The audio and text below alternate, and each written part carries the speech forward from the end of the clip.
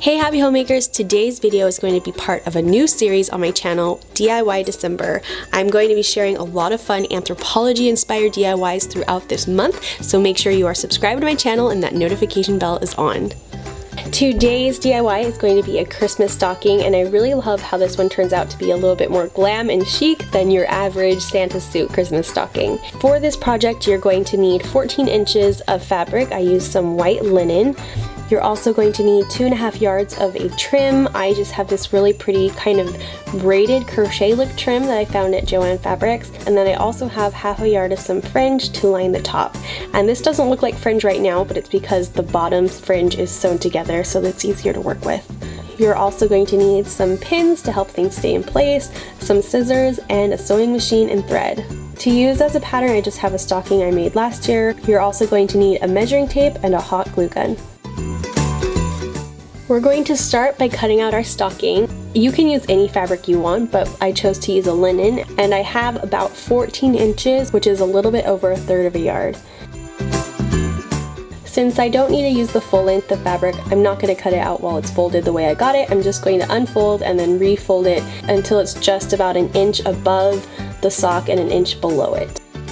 Then I'm going to lay my sock as a pattern on top of it and pin that sock in place. And as you see at the very bottom of that, I should have allowed a little bit more room for a seam. If you're going to use another stocking as a pattern, you want to make sure that you cut out leaving at least 3/4 of an inch wiggle room so you can actually put a 3/4 inch seam there around the whole stocking. At the top of the stocking, we're actually going to make a hem, which takes a little bit more fabric, so you want to leave 1.5 inches to allow for that hem. Again, make sure you leave a seam allowance of 3/4 inch around the whole perimeter, but except for on that top seam, it needs to be 1.5 inches.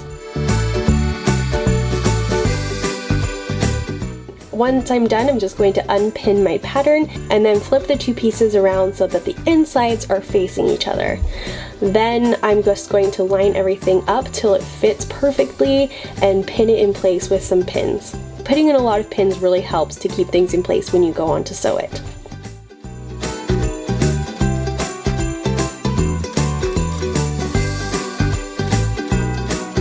Now it's time to get sewing, and I'm going to sew around the outside of the stocking, except for that straight end. That needs to be left open. You can stick all sorts of goodies in there. Once I get sewing, I just start on the right hand side and sew down the outside of the stocking with a 3/4 inch seam allowance. That little middle plate with the lines etched in it is to use as a guide to help you sew straight seams. Straight seams come with practice, so just keep going and you will get better and better. But also just go slowly and take your time and things will turn out better. And don't forget to take the pins out as you sew.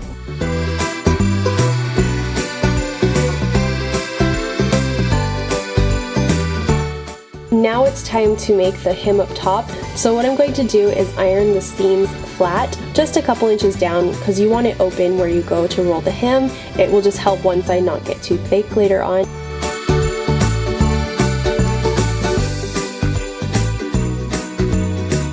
And I'm just going to roll down about 1/2 inch of fabric and iron it down so it stays in place.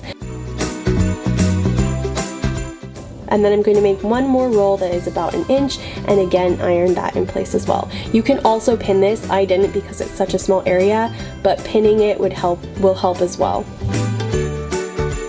After that, I'm just going to remove the box that is on the front of my sewing machine so that I can fit the sock opening around the sewing machine, which will make it a lot easier to keep my seam straight. And then I'm just going to slowly but surely sew around the outside.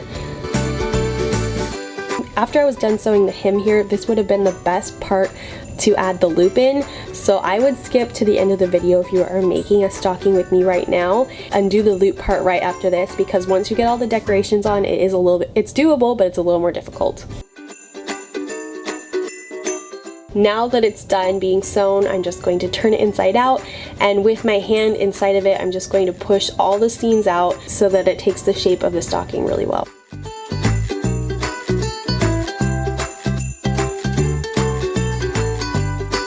Now it's time for the embellishment, which is my favorite part. So I'm going to lay all my crocheted rope type stuff onto the stocking and just eyeball it and cut it, allowing a little bit extra. and just laying everything down, measuring it. We are only putting the decoration on the top half of the stocking. I laid everything down in the pattern I wanted it, and as I cut everything into place, because the stocking does get wider in certain areas and everything. So you do want to kind of just eyeball and measure everything as you cut it, rather than cutting everything the same size. And I laid it out in the pattern of how I saw the Anthropologie stocking. So the crocheted looking rope is going to be just on the top half, but I did decide to do the fringe all the way around, and I wanted to make attaching it pretty simple, especially because sewing through some rope type stuff that thick would not be the easiest thing. So that's why I have the hot glue gun. It just made it really quick and easy, and it turns out looking great. So again, I did put the fringe around the front and the back, but the rest is just going to be on the front of the stocking. So keep in mind which way you want the stocking to hang when you start putting on the crochet rope stuff. And honestly, you can use anything. You could do any colors, you could do rickrack, you could do, there's just so many different combinations that you could do with this stocking. So after the fringe is in place, I'm going to start gluing one thing of rope right along the top seam, and it just started looking so pretty. I was getting really excited about it. To do the edges, I just added a little bit more hot glue to the seam area, and in hindsight it would be best to take a spoon to kind of press the edges down around the corner. I was using some fabric to avoid burning myself, but the glue gun is really hot, so you want to be careful with this. After that, I'm just going to finish up with the rest of the pattern. And one quick tip, because we measured all the rope to be specifically for a certain part of the stocking, when you take it off, make sure that you lay it to the side in that order, so that as you go and glue it on, you can glue it back on in the correct order as well. Otherwise, you might end up with something that's a little too short for that section, and we don't want that to happen.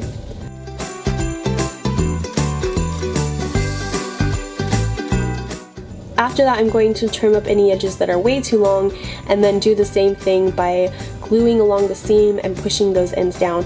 And you really want to do a good job of this so that it stays in place and that rope doesn't unravel. And if you can get those raw edges a little bit around the sock, then they'll be hidden even more by pointing towards the back of the stocking.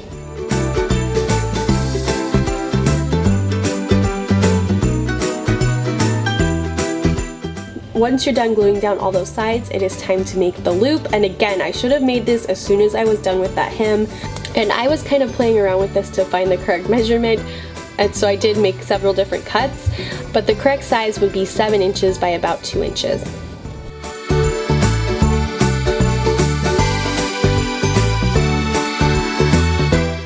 And I'm just going to fold it in half lengthwise and make a seam down it lengthwise, allowing for about 1/2 inch seam allowance.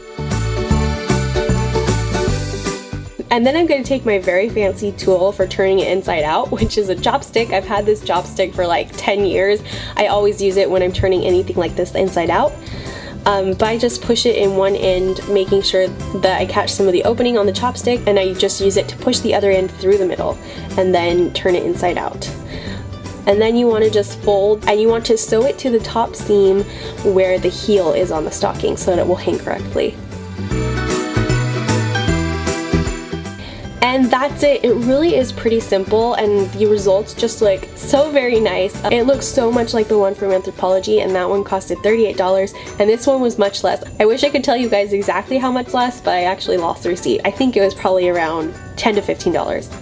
So that's the end of this DIY video. I really love how this stocking turned out. I think it was a really fun project to make as well, and it looks so much like the Anthropologie one, but it was way less expensive. And I'm gonna have a lot of fun hanging this one up. Thank you so much for all the positive feedback on my previous DIY, which was the Christmas tree, a faux fur Christmas tree skirt. You guys really seem to like that one. If you missed it, I'll have it linked down below as well as at the end of this video. I'm having so much fun with this DIY December. I hope you guys are too. Let me know if there's anything you want to see, and I'll do my best to get back to you. I love hearing your guys' comments. You always have fantastic ideas as well. I have so many more fun videos coming soon, including one more Christmas decoration DIY, but then I'm gonna get into some gift DIYs, which is gonna be so much fun. So make sure you check back on my channel for that, and I hope you guys are all having a wonderful holiday season. I will see you in the next video. Bye guys.